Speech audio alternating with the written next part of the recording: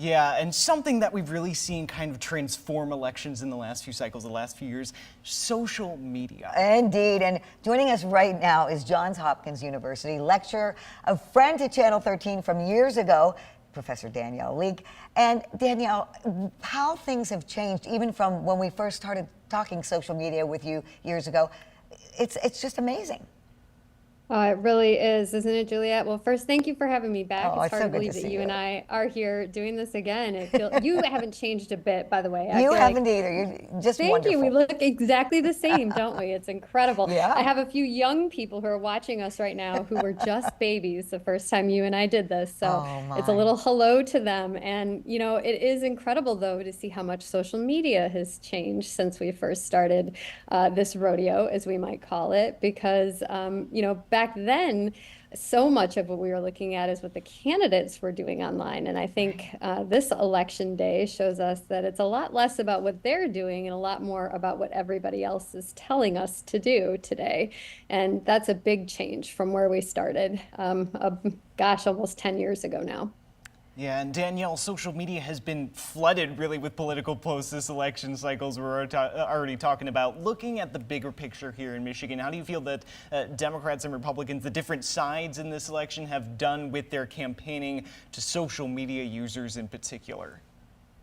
Well, I'll say that especially in Michigan, it has been a really powerful show, both of paid and organic social. So when we think about paid social, we're looking at the advertisements that are targeted to particular groups. So we've seen, in the same way that everybody is so excited to be done with the paid advertisements on broadcast TV, I know everyone is excited to stop seeing advertisements on Facebook and TikTok. We're done with that. But those ads have been especially well placed to make sure that the people that the candidates wanted to get out and vote and to try to motivate that voter turnout, we're seeing the right ads. So that's one of the things that people did especially well. I want to talk to you about influencers.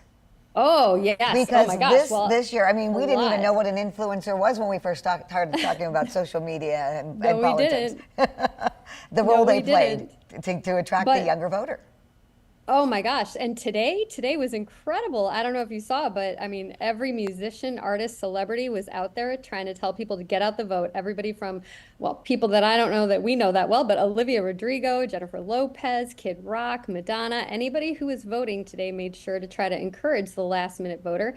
And a number of those, a lot of the campaigns were trying to make sure that those influencer posts were being shown to people in states like Michigan to try to make sure that those last minute voters avoided the rain and made it to the voting precincts. And we saw that even in places around Detroit. So we can make sure that those posts then get pushed back out to specific locales. So if you are someplace where the campaigns feel like their turnout isn't quite what they wanted, don't be surprised if you start to see all of those get out and vote messages come your way on your social media feeds. Wow.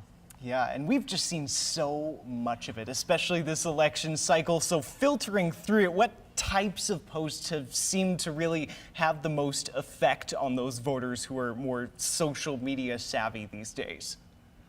Well, it's interesting when you say what types of posts have had the most effect.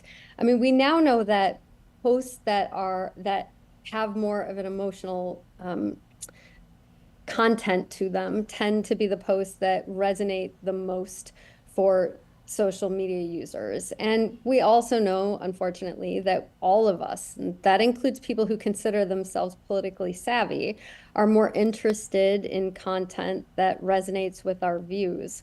So in a strange way, sending advertisements or messaging to people really is only powerful in the sense that it resonates with the people who already agree with us. And that's probably why the thing that has been most powerful has been messaging that drums up animosity and anger around what the other side is doing. And that's why attack ads and attack messaging has really been what has resonated the most during the election cycle. Well, I could sit here and talk to you for hours about this. I have one more question for you, and it's about course. misinformation, because AI and the misinformation being spread on social media. We have a Verify segment where we go and verify some of these viral posts that are not correct.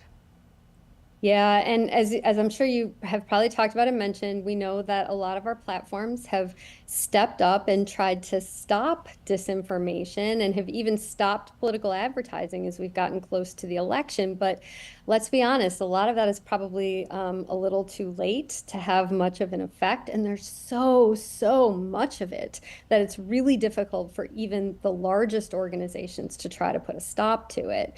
And that is one of the things that I think has been interesting, is that even people who don't consider themselves politically savvy have started to recognize that what they're seeing online is false. They acknowledge it, but they also say they don't care all that much. And that's one of the things that I think we're going to see after this election cycle, is that people are less influenced by the information that they see online. They're just more inclined to take the position that they like and stick by it. Professor Danielle Leake, thank you so much. We hope to get back with you to get more of your insight on social media and the election. Can't wait. Looking forward to it. Y'all have a good rest of your next hour until I see you Okay. soon. Thanks so much.